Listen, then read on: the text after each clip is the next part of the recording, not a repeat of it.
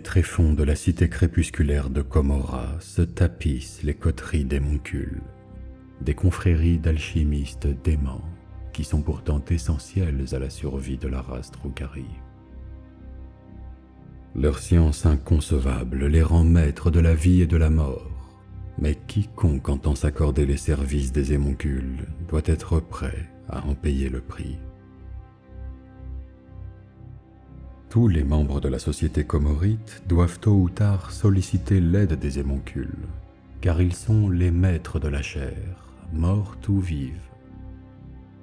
À ce titre, les émoncules s'occupent des modifications corporelles, des drogues et des élixirs de beauté. Mais la véritable source de leur pouvoir est tout autre. Selon leurs affinités, ils se regroupent en coteries, chacune occupant l'une des ramifications d'un réseau de laboratoires tentaculaires.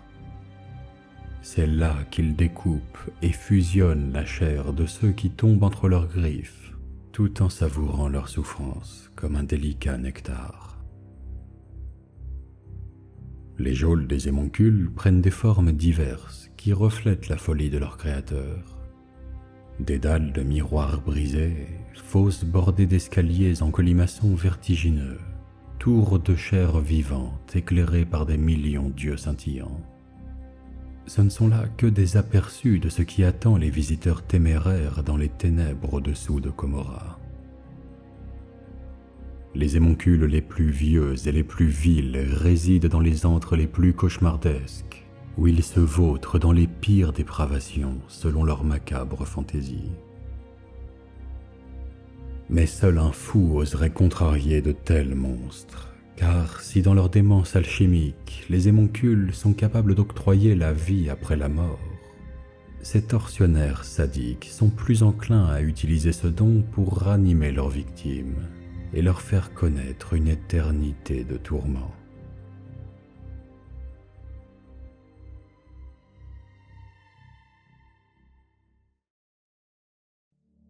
Le processus de gestation chez les Eldari est bien plus long que chez les races inférieures, au point que les enfants nés de manière naturelle sont rares et signe d'un statut élevé.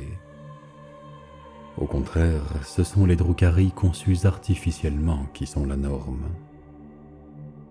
L'œuf fécondé est implanté dans un tube amniotique au sein d'un mur incubateur des émoncules. Au moyen d'une science abjecte développée il y a des millénaires, il est possible d'accélérer la croissance d'un embryon à la manière d'une chrysalide d'insectes. À l'issue de ce processus contre nature, le sujet s'extirpe de son incubateur dans un flot de fluide répugnant. Puis, il est pris en charge par des gorgones, les pantins macabres faits de chair suturée qui font office d'assistants pour les émoncules. Ces semi-nés font l'objet du mépris des vrais nés, pour qui ils sont intrinsèquement inférieurs. Mais le véritable triomphe des émoncules est leur science capable de déjouer la mort, et c'est ce qui leur confère tant de pouvoir au sein de leur société. Les guerriers Drukhari, y compris l'élite régnante des Kabbales, finissent généralement par conclure un terrible marché avec les émoncules. Ce pacte faustien stipule que les émoncules régénéreront le corps du guerrier en cas de décès, moyennant quoi le demandeur leur concède définitivement une portion de son âme. Même un cadavre quasiment anéanti dans le brasier de la guerre peut être restauré à l'identique. Le maître émoncule Urien Arakart a même réussi à ressusciter l'archonte Vriek à partir de sa seule main, à condition que le processus soit entamé pas plus de quelques heures après la mort du Drukhari, et si sa volonté est suffisamment forte pour qu'une parcelle de celle-ci continue d'habiter la dépouille, son âme réintégrera progressivement le corps à mesure qu'il est régénéré. C'est précisément pour cela que les Kabbales se donnent tant de mal pour frapper vite et fort, puis s'enfuir avant le lever du jour avec leur mort, afin que leurs meilleurs guerriers puissent être ressuscités. La souffrance est bien entendu la clé de ce processus ignoble. Les Drukhari rajeunissent lorsqu'ils contemplent l'agonie d'autrui, et lorsqu'ils en sont saturés, ils peuvent même guérir des pires blessures. Les cadavres sont ainsi confiés aux émoncules, qui les immergent dans des cuves de cristal alignées près de leur chevalet de torture. Ces cuves sont disposées en cercles concentriques qui s'élèvent dans les ténèbres, chacune contenant un Drukhari en position fétale, dans un état de régénération plus ou moins avancé. Ces patients se nourrissent littéralement des énergies noires que le tortionnaire libère de sa victime avec l'aide de ses gorgones et de ses machines de tourment. Alors qu'une cacophonie de hurlements résonne dans les catacombes, les occupants des cuves s'abreuvent des énergies qui s'en dégagent et reconstituent peu à peu leur corps. Tout d'abord le squelette, puis les muscles et enfin la peau. En temps de guerre, il n'est pas rare que toutes les cuves des émoncules soient occupées par des démons écorchés vifs qui frissonnent et s'agitent dans leur fluide à chaque nouveau cri.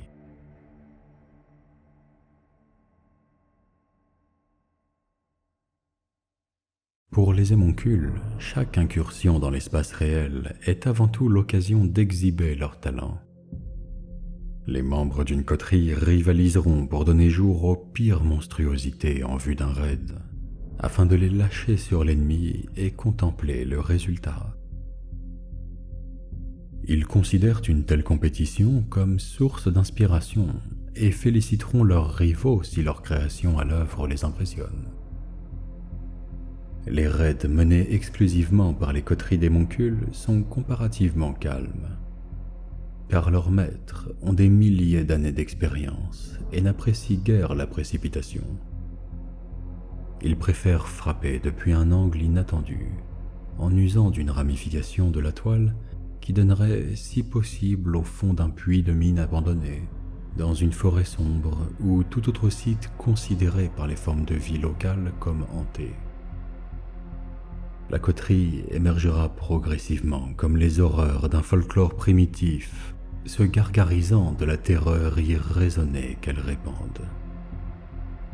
Les machines de tourment dérivent entre des gorgones et des grotesques aux masques de fer, tandis qu'elles tailladent les soldats ennemis. Une fois les défenseurs vaincus, la coterie réunit les victimes de premier choix avant de s'évanouir dans les ombres. Nul ne sait comment un Drukhari devient émoncule. Tous sont d'un âge incroyablement avancé et leur silhouette famélique témoigne du fait qu'ils sont bien au-delà des possibilités régénératrices de leur art. Toutes ces mutilations volontaires abjectes rendent les émoncules incapables d'accomplir des tâches fatigantes. De fait, la plupart d'entre eux répugnent à s'adonner au labeur physique et accomplissent leurs grandes œuvres par l'intermédiaire de leurs assistants serviles, les gorgones, les grotesques et les machines de tourment. Entre toutes les coteries, la coterie des prophètes charnels sont les maîtres incontestés de la sculpture de la chair. Et le simple nombre de leurs serviteurs mutilés suffit à prouver ce statut. Pourtant, cette suprématie ne s'accompagne pas de suffisance. Les prophètes cherchent toujours de nouvelles méthodes pour modifier la biologie de leur sujet, et n'hésitent pas à cette fin à s'inspirer des pratiques des races inférieures. Ce fut l'espèce chamanique des Menchi qui permit à l'émoncule Leticus Homme d'adapter sa méthode de réécriture des nerfs, de sorte que les rêves, et les cauchemars en particulier, entraînent des séquelles physiques sur les organes.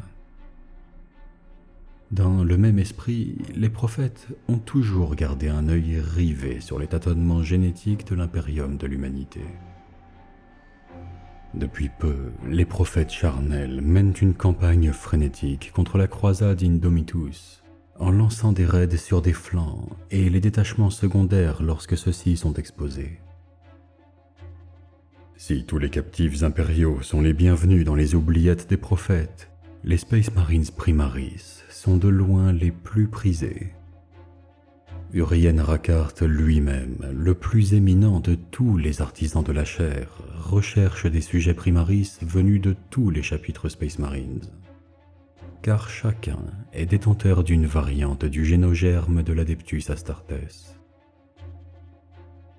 Le maître émoncule sait qu'ils fourniront des échantillons intéressants et uniques qui enrichiront ses vastes archives charnelles et feront sans doute un jour partie de son plus grand chef-d'œuvre. Car l'existence millénaire de ces savants solitaires, hantés par leur paranoïa et leurs obsessions, est parfois ponctuée d'enthousiasme. Pour les émoncules, la dimension matérielle n'est qu'un immense vivier regorgeant de cobayes, grâce auxquels ils espèrent percer les secrets de l'existence, ce qui est une ambition digne des dieux.